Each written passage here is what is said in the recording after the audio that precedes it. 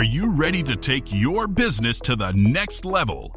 Every day there are countless books and articles that are published offering the key on how to make your business a success. It's easy to feel overwhelmed trying to keep up and run your business. That's why Deb Creer created the Business Power Hour. Keep up on the latest trends, best practices, and techniques for how to make your business a success. Let the Business Power Hour do the heavy work for you. Good morning. Good morning. I am Deb Creer, and I am passionate about giving professionals the tools that they need to make themselves and their businesses as successful as possible. I just spent 30 minutes chatting with my guest today, so clearly we're going to have a great conversation. We're going to be talking about that thing that everybody goes, ew, and that's sales. But you know what? We can make it fun. More importantly, you have to be in sales. I don't care what you think about it. You have to do sales or you don't have a company. So please join me in welcoming Stephen Rhyne to our program today. Welcome, Stephen. How are you? I'm doing great. Thank you so much for having me, Deb. Cool. Well, let me tell people a little bit about you, and then we will jump in. So Stephen Rhyne is the founder and CEO of conveyyour.com. For the last 10 years, he has been helping companies like LGCY Power, Vivint, and Cutco to recruit, onboard, train, and retain more reps. Stephen started at Cutco and quickly found himself a former Hall of Fame sales rep. He then built out the rep relationship manager for Cutco that started his own software company. Oh my gosh, Stephen, such fun. But tell us a little bit more about really how it is that you got to where you are today. All right, where do I start? Well, I grew up in north end of Lake Washington in Seattle, and I was a jock. I was not in sales. I was not in technology at all. I loved basketball. I ended up going to the University of Washington for crew. So I rowed it at University of Washington. You know, we're like same crew as the boys in the boat. You know, that's not the same one, right? That was in the 30s. But went to school for no real reason besides I just wanted to, right. Your parents said, go to school, and you went, okay, yeah. good. Mm-hmm. And I about after freshman year, I needed a job in the summer, and I got introduced to Vector and Cutco. And I had come from a very small, Christian school prior to going to University of Washington. University of Washington was a big kind of eye-opening experience with just how many people. I didn't feel a very strong connection because I didn't live on campus. And then also I grew up with a kind of a very unconventional home in terms of the experience there. So I needed some structure, and I wasn't really getting it from school. And what was interesting about Cutco was that so they advertised it as basically, it was these big fluorescent flyers, and they advertised it as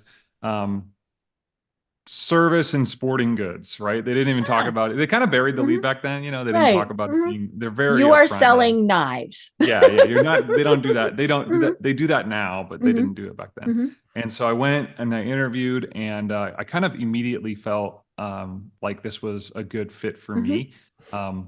A big church community that I could go see, right? So I had a bunch of people to go see, and I did well immediately with the sales demonstrations and learning that. But I lacked discipline, so You were young. was good at, I have the gift of gab. I like talking.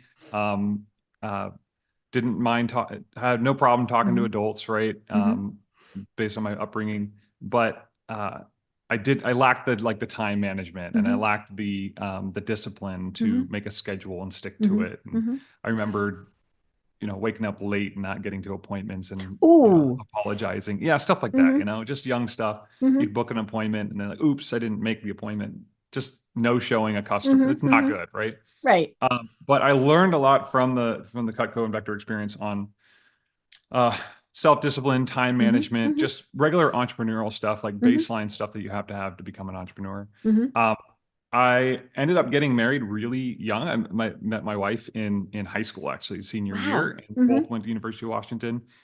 We got married on a company trip, a Cutco company trip. Um, yeah, so I hit a sales mark and got to go to Hawaii, and we eloped there. Oh, how And fun. yeah, and we started a family in college. Okay, so hey, by the way, 4 months later, we're having a son. So things changed really quick. I actually left school and went full time into selling. I thought I was, a big cheese, right? Doing okay in sales and making more than most of the people in school. Later I came to kind of regret that a little bit. I wish I had finished school. But overall, I learned kind of like hard knocks, right? Like having a family early during that housing boom, in 2006, 7, and 8. I had no business owning a townhome, at that time. You had a family, and that's what Yeah, you're I had a supposed to family. do. Okay. Yeah. Have That's what you family, do. buy a Buy a house. house. Yeah, exactly. And so I did pretty well with Cutco. I hit what they call the Hall of Fame there with the company. But during that, this is where software kind of comes in. I was always trying to find ways to build process or kind of overcomplicate the sales process. Okay, so I was the guy that would have like the Windows. Remember the old Windows smartphones that were, Windows smartphones with the little slide outs, and I had my little Right. stylus, and I would build Excel sheet to do calculations of orders on a Windows phone, or I would get when they first came out with the AT&T card, you could slide into a laptop, and you could have really, really, really slow internet anywhere. I would get that and put it into my laptop and have my laptop run in the car and be able to do. No one needed that, I didn't need it as a sales rep. But I was always trying to find ways to digitize and systemize the sales process. And I ended up leaving Cutco for a while and became a technical recruiter and was exposed to a lot of software companies in that whole world in the Northwest, right where Microsoft and all these startups were. And got really interested in that. And I came back to Cutco, hit Hall of Fame, and then was working with my division manager, and he was going, hey, we don't have a tool for managing all of the sales reps in the space. We don't have we don't even know, because back then it was just paper orders, right? So you wouldn't, we don't even know what we're doing, how many sales we made today until Monday, until order drop.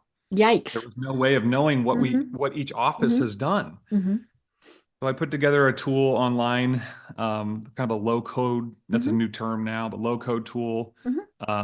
Back then, almost like a Google Doc type of thing. It was like it was Zoho Creator is the tool.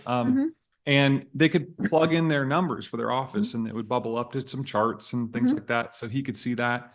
Then we thought they have this concept of what's called PDI. So personal daily influence or interaction. And so they said, hey, could we make a digital version so I could see how many reps they have and which ones they got a hold of?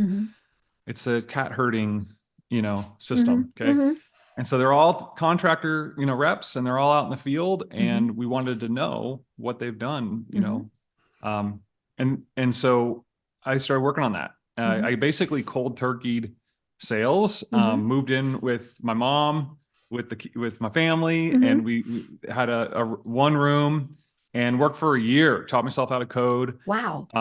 And launched this product that did go nationwide with Vector. So it became they still use it today. It's been 10 years or 11 years now. And they still use it today for managing the reps out in the field. Wow. So and so from there, that we had a lot of people leaving, not a lot of people, but some people leave WebPD or leave Vector, and they'd go, hey, can we use that tool for our business as well? We have a similar business.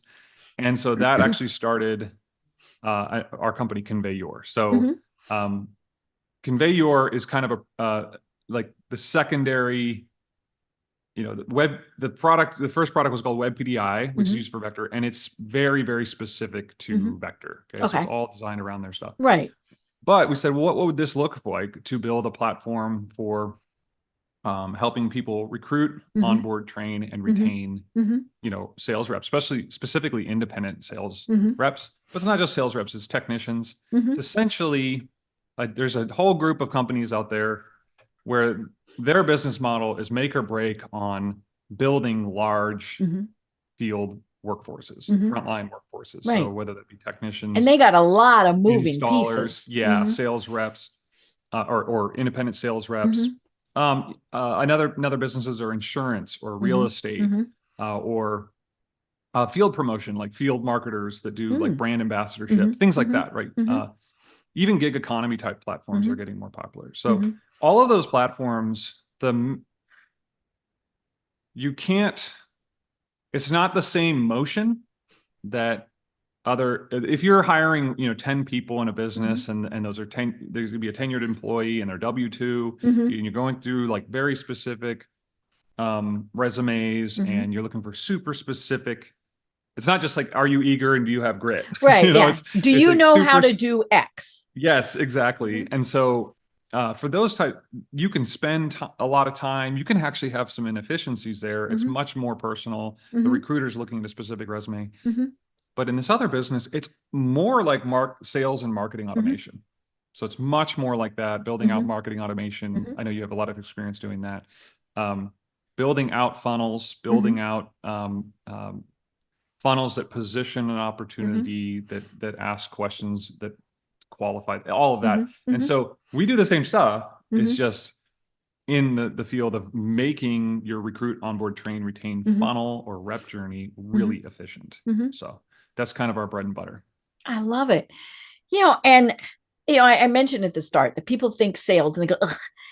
And I think a big part of it is they just don't understand it. They don't Mhm. understand that it is a process.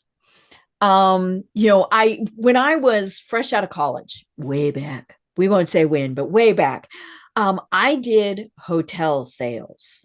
Blah. And this was in Denver. I got zero training and more Wow. importantly, zero support. And basically what they said was you go cold call, you give us your notes as to who you talk to. And of course, what I was doing was trying to sell blocks of rooms. So, Mhm. like to, a high school traveling basketball team Okay. or, a convention or something like that. Now, we did not have a convention center.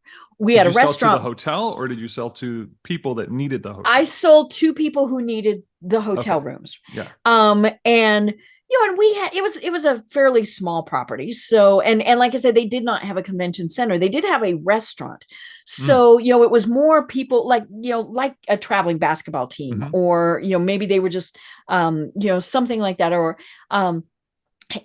but yeah, I mean, zero guidance. And they would just send me out the door, and they just wanted to know, at the end of the day, and this was, of course, long before we had any type of automation. I took notes, talked to so and so on this date, they said this, and or I could just be in the office making calls, Mhm. Yeah. and things. And and now it was a commission plus, so I had a modest salary, but Mhm. primarily commission. I don't think I sold any. It was, and of course that started me thinking this is horrible. I hate Yeah. this. And a big part was that they gave me absolutely no training. And that's one of the things that I think so many people don't like about sales is they just don't know the process. And you mentioned Cutco, and it's really funny. We were talking about this before the It's program.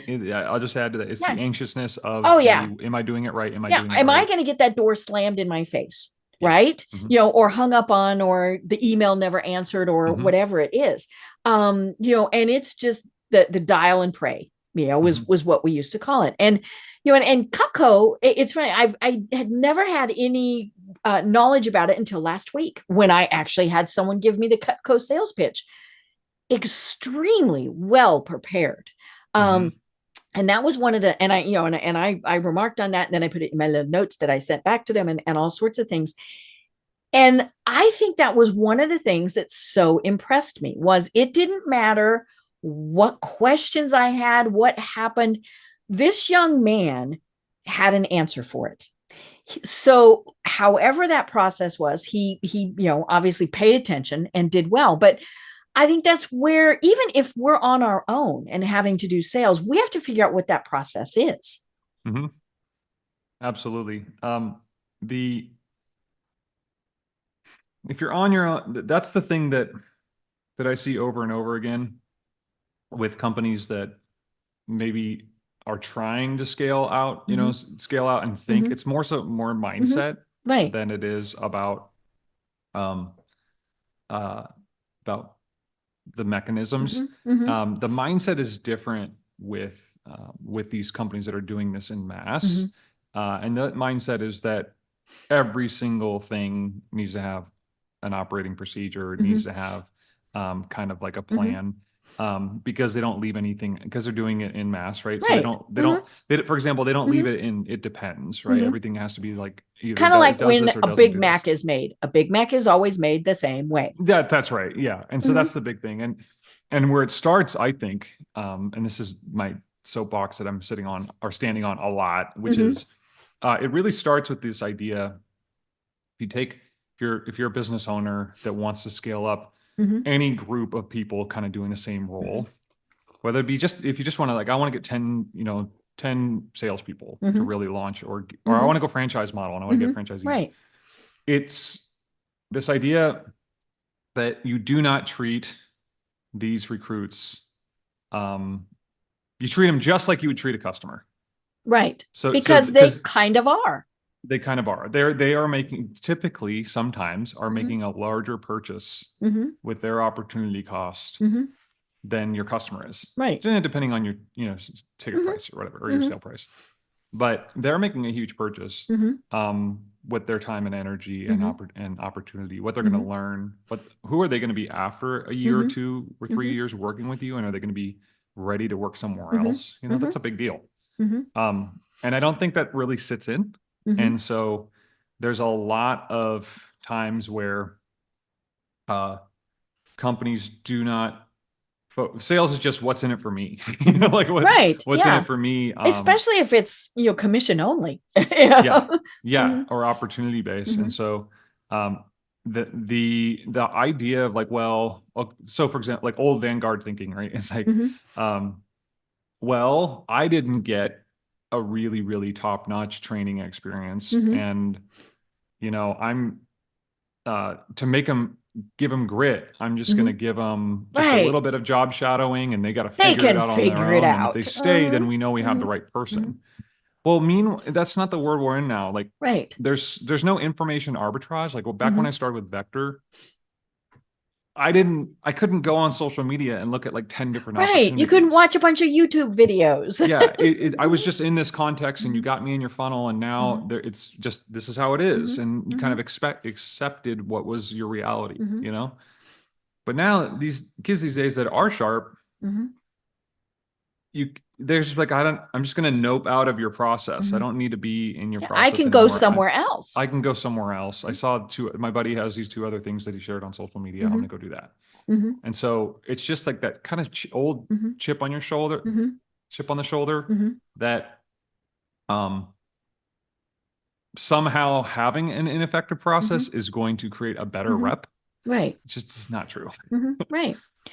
Is there a difference between being the business owner and selling what you're doing and actually being, hiring a salesperson? Because I think that's where the first hitch comes in.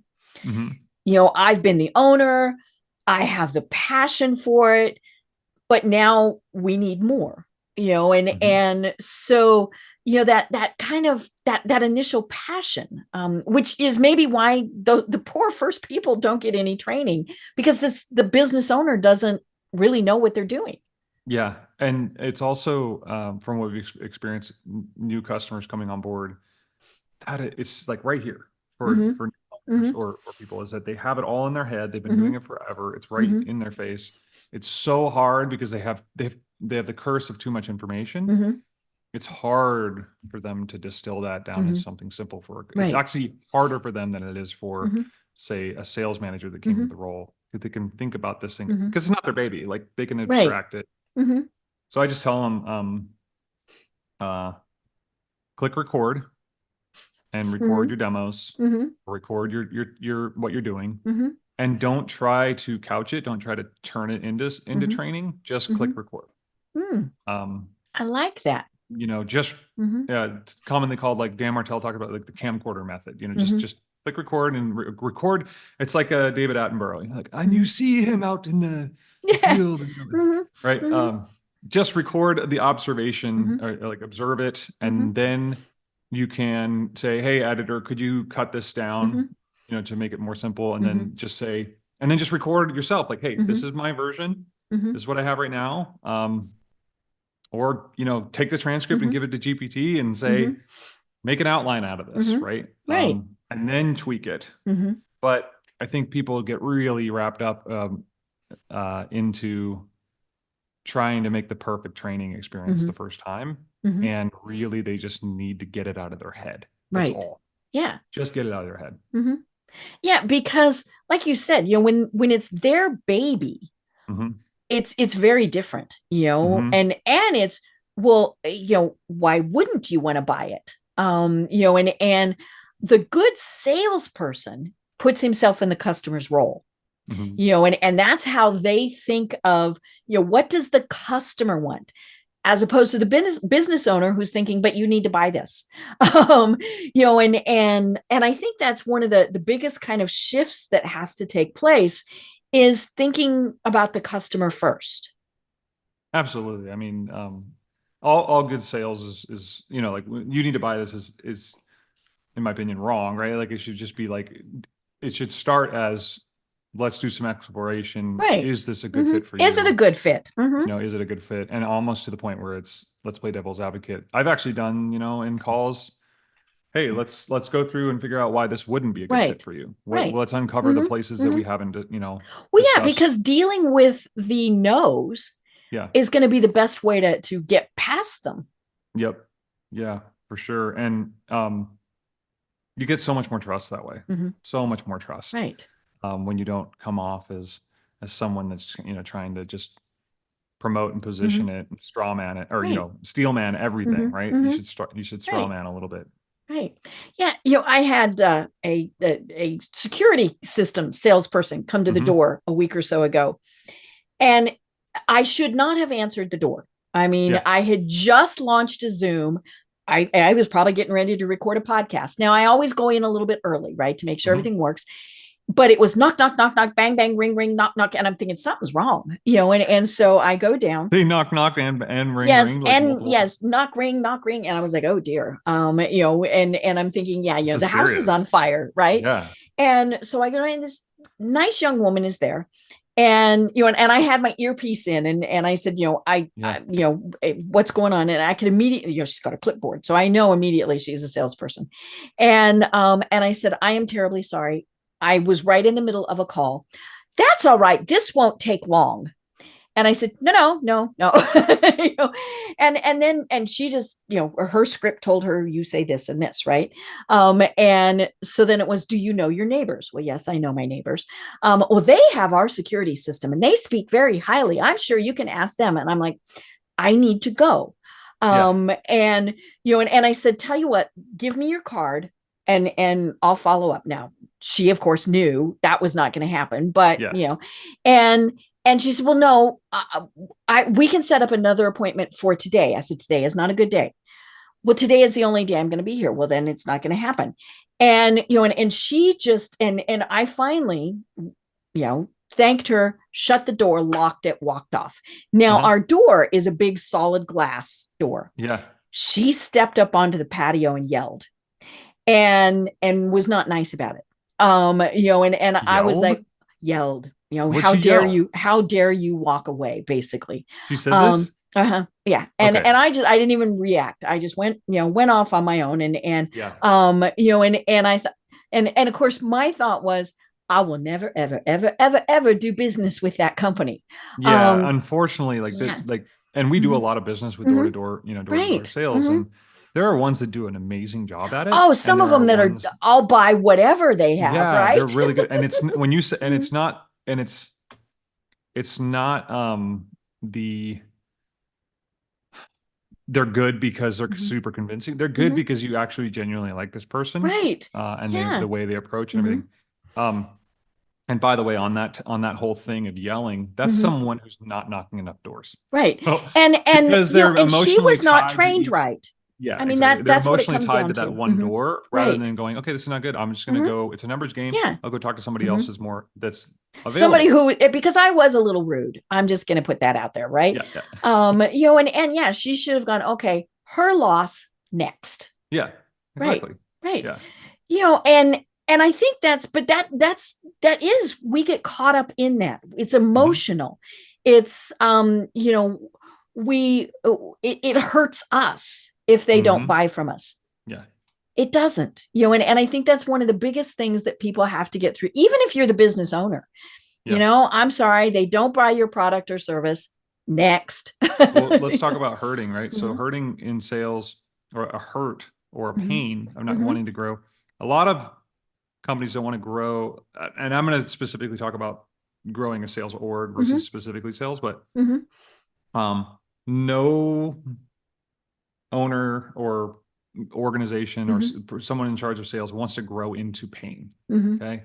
So if you put a bunch of manual effort into training a sales rep and they leave, or you put a bunch of work into recruiting somebody and they leave, all of the work that you put up front, Right. that's what you're resisting. So for example, you have to pay down the cost to potentially bring somebody into your organization, whether W-2 or 1099, you can reduce that cost, and I call it back pressure. So reduce the back pressure on potentially bringing on a role, then you're not as, it doesn't hurt as much. Right. It hurts way less. And that might sound, well, duh, that's not obvious, but practically what that looks like is just auditing and writing down all of the steps that the organization puts into bringing somebody on board and saying, where are we getting gummed up here?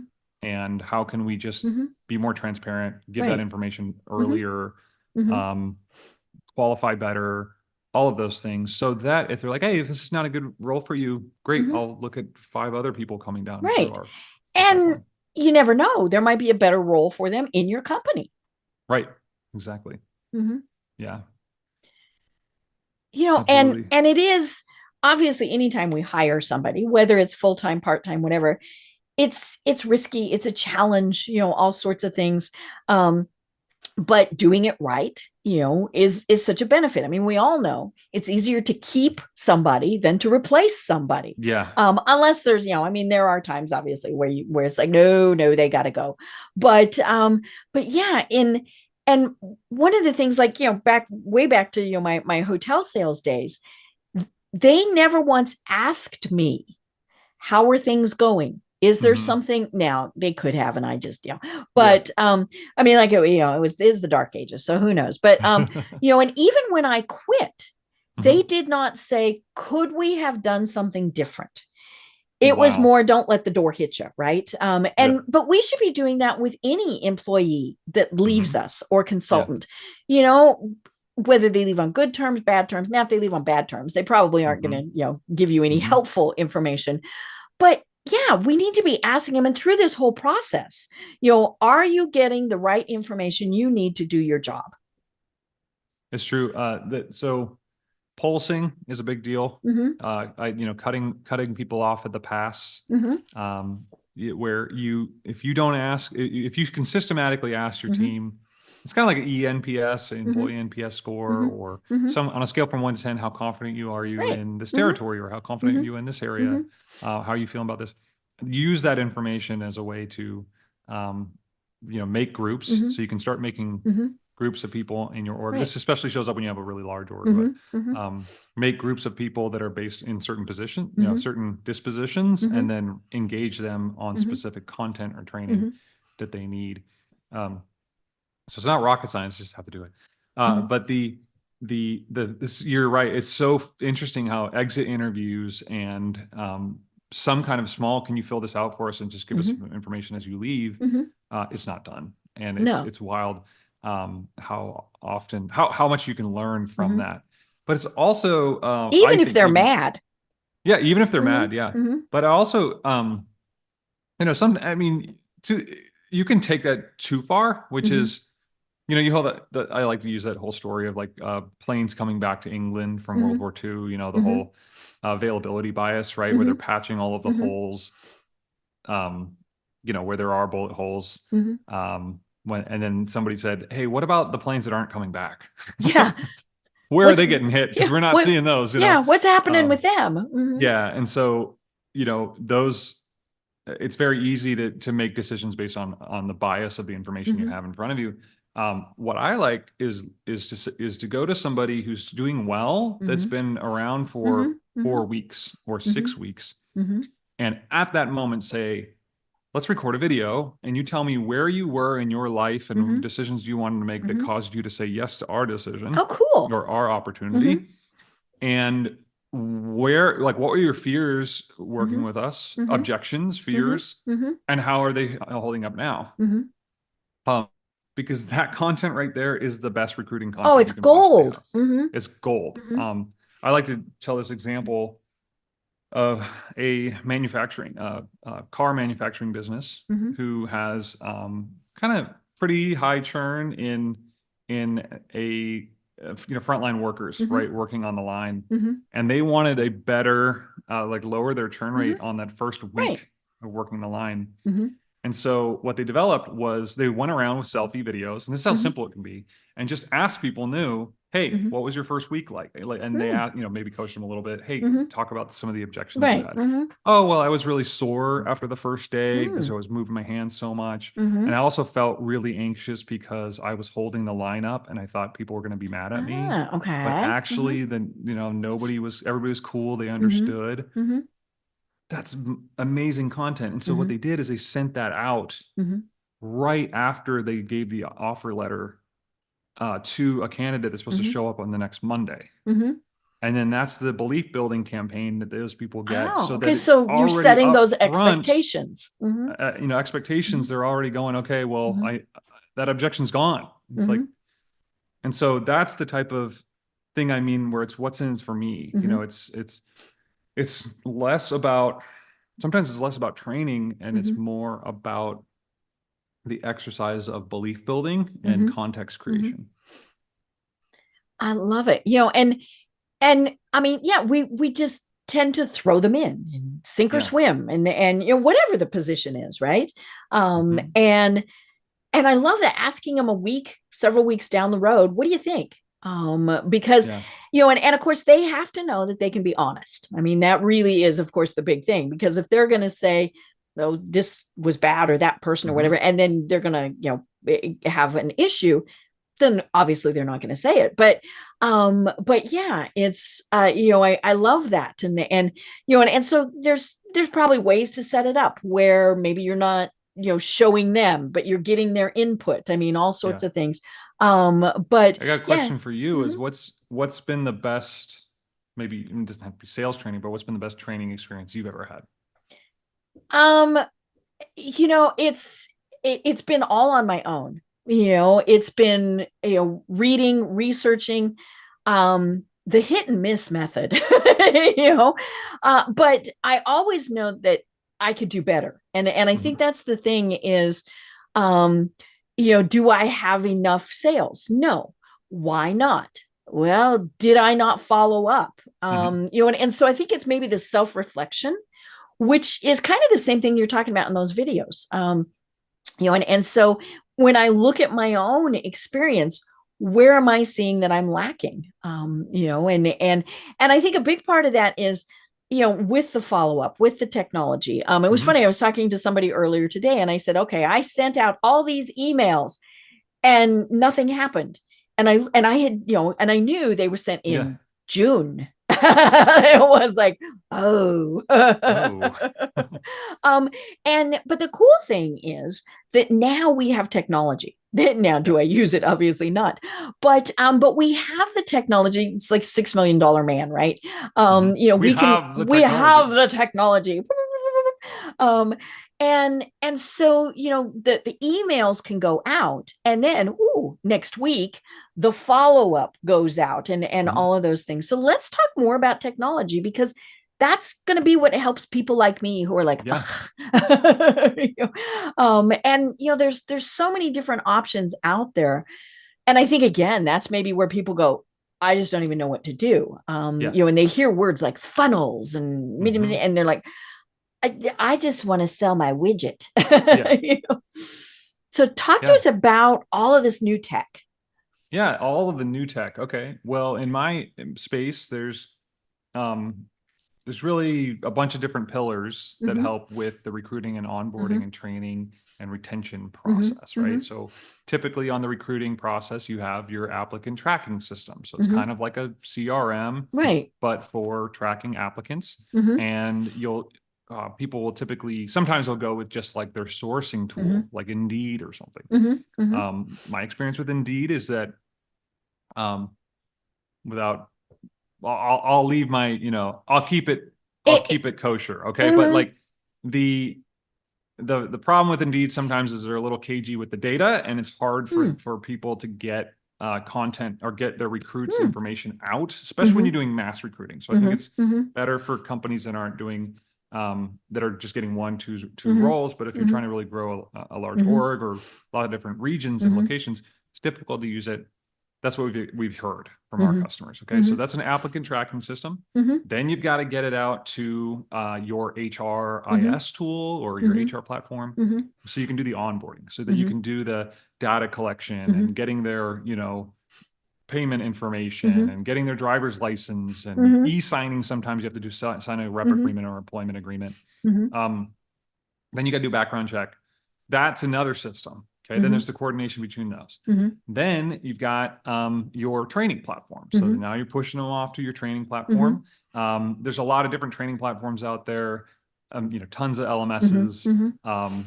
We really subscribe to this concept of micro learning. So it's really focused on mobile-based, bite-sized training. Right. You watch a 5-minute video as opposed to an hour. Yeah. So it's based on this concept of like make it stick, and killing the forgetting curve. Our product actually came from the speaker, trainer, thought leader world first. So we kind of went that way before we went like kind of full circle back into more of this model. But the idea of, doing a speech, and then people can text in to get a 30-day challenge where they remember the content from the speech, and they get a quiz question that was talked about in the speech, and they have to try to get it right. And then they're backfill with a 2-minute video. Right. To so you kind of make it a game. You make it a game. And so, it's fun. Sales reps and performance-based roles really love this. There's a leaderboard. Really helps managers see people who are doing the work to get up to speed, even before they knock a door or make a sale or whatever. Okay. And so microlearning is a big deal for us. Focuses again on mobile learning, and really on the way our portal, our learner portals set up to look like Spotify. So if you thought about Spotify or another music platform where you got the nice banners and your search and all that, that's kind of like how our tool. We're trying to make it very consumer friendly. And unlike maybe typical corporate, if you think corporate learning, like where you're on a computer and it pops up and there's these more SCORM files or these very dynamic learning experiences that are completely separated from the world in which we learn typical content. Like you said, hey, from the way I've learned is from ingesting information and reading articles. We watch YouTube. And we're doing that in our regular world. And then there's this kind of, don't get me started on this, but there's this whole like weird what's kind of the overcomplication. It's like this arms race overcomplication of training. And it's almost like its own industry. It's its own industry and its own weird, like it's like a corporate ladder climbing going on in how you design those things. Does that make sense? But it's not actually, I don't even like how much more is it helping you the people Yeah. learn. Yeah. And because it does come back to, we want simple. We want simple, we want short. Um, and I want to be able to go back and rewatch it. I want to be able to pause it. All of those various things. Yeah. And because the phone rang, I looked off, whatever, or it was like, wait a minute, I that sounded really important. I should probably listen to it again or watch it again. And that's pretty simple to be able to do. But like you said, sometimes we make it far too complicated. You must watch the first 5 modules, and then you will be quizzed on those modules. Yeah, exactly. Or like it's you could say it in 4 sentences and you made it this drag and drop experience with like, clip arts that pop out and animations. And I'm going, oh man. Right. And well, and sometimes they don't take into account that some people are visual learners. Some people like to read. Some people like the combination. And that's the other thing is you have to give various options. That's why I love that you said, record the owner doing this. And you're right. Like, I mean, we have a lot of engagement. Like we have drag and drop, you put these words into the sentence, kind of like Duolingo style or things like that. But we don't go too crazy on it. Because again, what we found is there's a much bigger problem in people just not keeping their content up to date or getting enough out.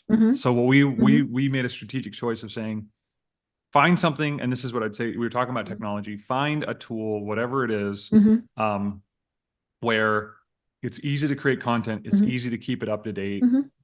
You're not held back by the tools. It's better to have fresh content that is not super polished than really old polished content.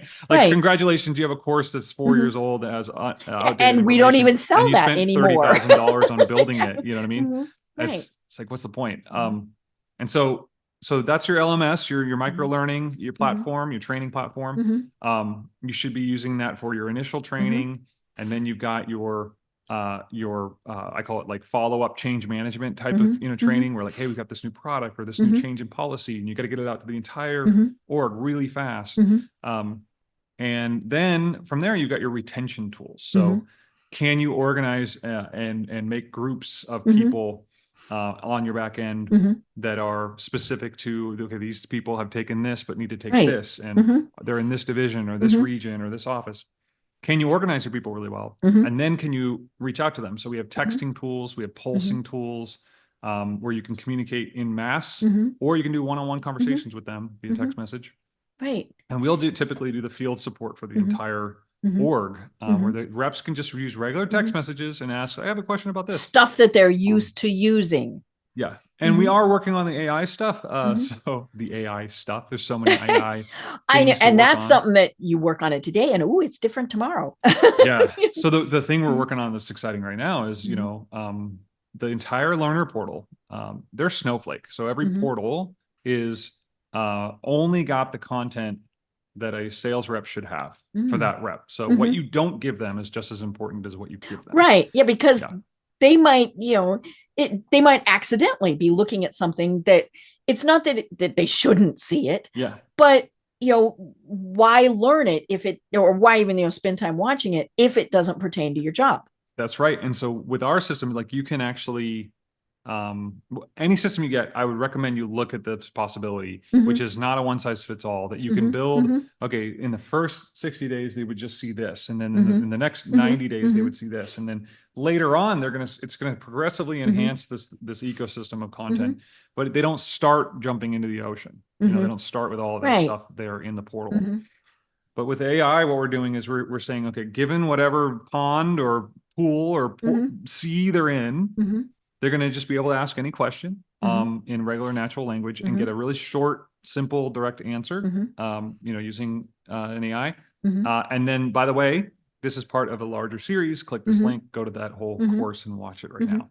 So we're adding that assistant to the portal, which will be amazing for support and for quick answers for reps. Right. And that's a big thing that's happening with training, I'll say, is training in anybody you're bringing on, the way AI is really changing it is that it's like, instead of the way we did it before is we'd sit a person down and say, we're going to teach you how to fish. And we're going to teach you everything you need to know how to fish before you get in the boat. Right. Because once you're in the boat, we can't really talk to you. You're way out in the middle of the lake and we can't really talk to you as much. That's changing. So what's now happening is, hey, you're going to get in a boat now and we're going to give you this person that knows how to fish. Person is an AI that sits in the boat with you. We're going to give you a little bit of information to be dangerous, but then we're going to teach you how to engage this AI to get answers. And this AI has all the answers. And so it's more like training is going to be more about orienting somebody and helping them understand how to interface with your company through AI. So that's my theory on how it's going to change. Yeah. And then, it may reach a level, a question or whatever, where you do have to get a person involved. But the nice thing is that person then is focused on, they had this very specific question. And then of course the thing is, okay, this got asked by everybody. So we need to build it back into the AI, and some things like that. And we're not getting rid of people, everybody who's like, oh my God, no, we're freeing up those people to do a better job at what they're doing. And so I love that. And it is about how do we give them the best tools? We've all sat through the training programs, whether they're, a person giving them or videos or whatever, and thought this does not pertain to me at all, or I already know how to do this. And so I like being able to go, okay, I have this specific question because of this. Yeah, absolutely. I have this specific question in context. So, I think that was one of the ways that was so like, whoa, with ChatGPT, whoa, man, was when you ask the question, you could reflect back what I'm hearing is this. And I was like, yes, you're exactly right. This is, I remember having a conversation about learning AI and linear regression and like all these different, math terms. And we were talking about building a sandwich. And we were just going back and forth, like, oh no, stay. I said, stay. This is a really cool tip. Stay on that metaphor. Use this metaphor and keep using that metaphor over and over to help me understand this concept. And that's just so wild that it can think that it can do that. And so it really does meet where a learner's at with your content in the way they think. So, Yeah. And it is in the way they think, because we can't anticipate everything they're going to do. I mean, that's where we've had the problems in the past, where it's been like, well, wait a minute, why are you asking that question? Nobody asked that question. And then you discover 20 of them had the same question. Or, it could be a totally unique question. And so, and then it's okay, if the AI can't answer it, then a person is going to have to research it. But, all of this is coming back to, we need to give them the tools to succeed. That's ultimately what it is. And so what do we need to do that? Yeah, they need, we're all a little bit bionic already. And we're getting more, we're increasing the bandwidth in which we can, interface with these tools to get content. Well, and of course, then the other thing that this really, opens up is the fact that, obviously, again, it depends on what you're doing, but it is literally opening up the world to, being able to, maybe it's they work remotely, the product is sold, whatever, we're able, and, so it can translate. It can be working at 2:00 in the morning for my time. I mean, all of those various things.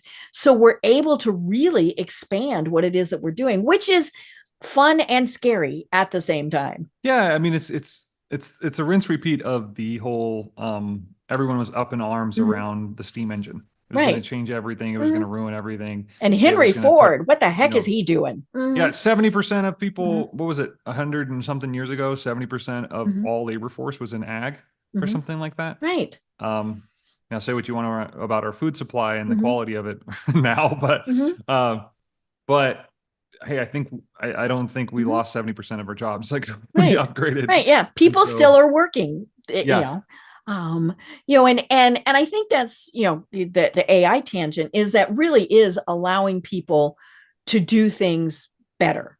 I use AI to write my blog posts. I use it to write letters.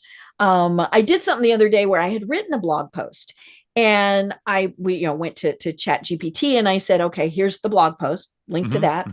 And then I said, I need you to please, and it's really funny. If you're polite to it, it gives you better answers. And if you thank it, but I know we need to thank our overlords so that if they do come to us, like you were the one that was polite, we want to keep them happy. Okay yes. Yeah. And I said, please write a paragraph that I would use on Facebook about this blog post, and please write a paragraph I would use on LinkedIn. Yep. And it was substantially different. I had assumed it would change like a word or two. No, right. It was very different. And I was like, whoa, this is cool. Could I have written that myself? Yeah. But took Chat GPT 30 seconds, not even that long. I think that people's experience with this is that they do it one. They use GPT a couple times, or ChatGPT, or Perplexity, or any of these, different tools, and either they get an aha experience where they go, "Oh, this is amazing!" It's or they tried it a couple times and they got a silly, stupid answer or something like that. Well, and that's because you didn't write the right prompt. Just be, And I know, and it really is one of those tools where the surface. If you put in garbage, you get garbage out. If you put in, you're really hyper intentional. I think people that are really benefiting from it are people that can understand like the ultimate goal of what they want, hyper intentionality with how they write, and really clear, logical, writing will get a better answer.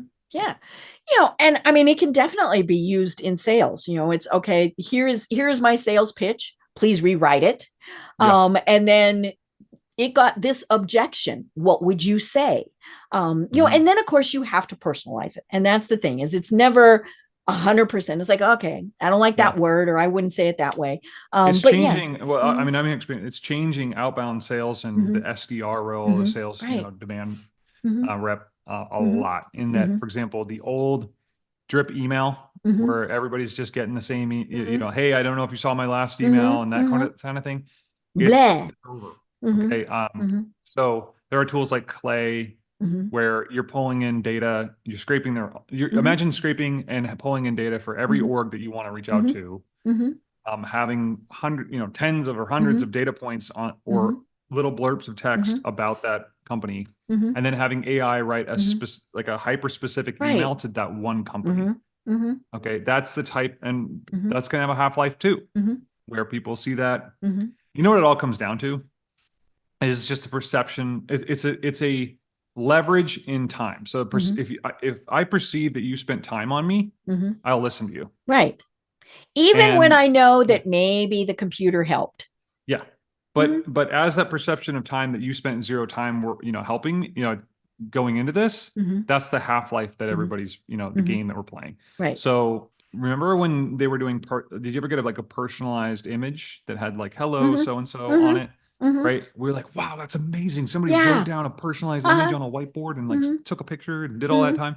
And now it's like, oh, well, you just use a Banner Bear or like some tool to do that.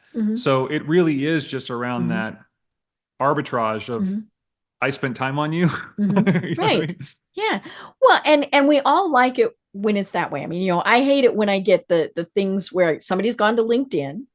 And so I get, Dear Deborah Deb, because I have, cool. And I'm like, no. Oh my word. Yeah. I know, and I'm like, no, and, or worse, dear user, dear first name here. I love the first name. Oh, that one's great.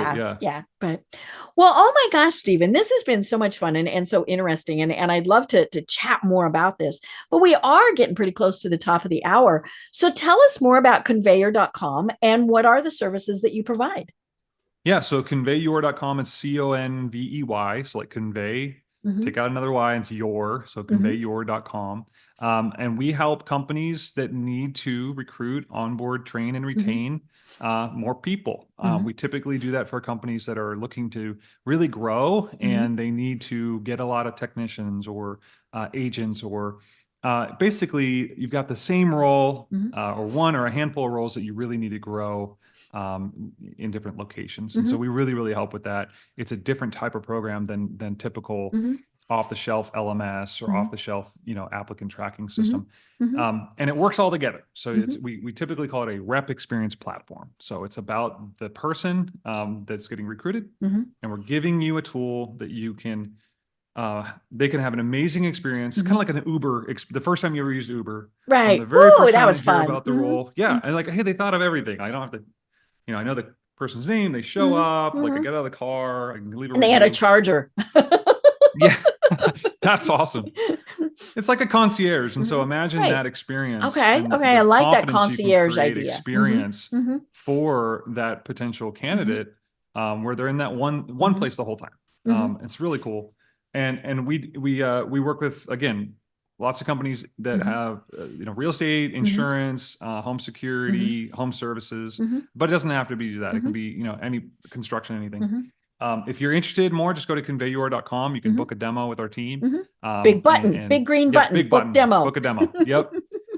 And you can find me on LinkedIn, Mhm. Stephen Rhyne. So I appreciate the time though. Very cool. I love it. And you've got a lot of other resources on your website too. So, definitely check it out. Even if you're thinking it might not be for you, you never know. So go and check it out. Well, as I said, this has been such a great discussion. Do you have any final thoughts that you want to leave everyone with? Yeah, my final thoughts is just going back to what I was kind of soapboxing a little bit earlier about, was just try to think about your new employee or your new recruit model. Put the same amount of care and attention that you do for your customer experience, right? And put that into your recruit, onboard, train, retain motion. Okay, because you got to realize that those people are spending a great deal of money with you, and putting a big risk into your company, regardless how good your company is. They don't know that right away. So it's just really important to help just understand the purchase that they're making, and then make all of your systems reflect how big of a choice that is for them. I love it. Well, I'm Deb Creer. I've been having so much fun talking with Stephen Rhyne of conveyyour.com. Until next time, everyone have a great day. Tune in for our next program for even more trends, best practices, and techniques for how to make your business a success. The Business Power Hour, hosted by Deb Creer, is proud to be part of the C-Suite Network.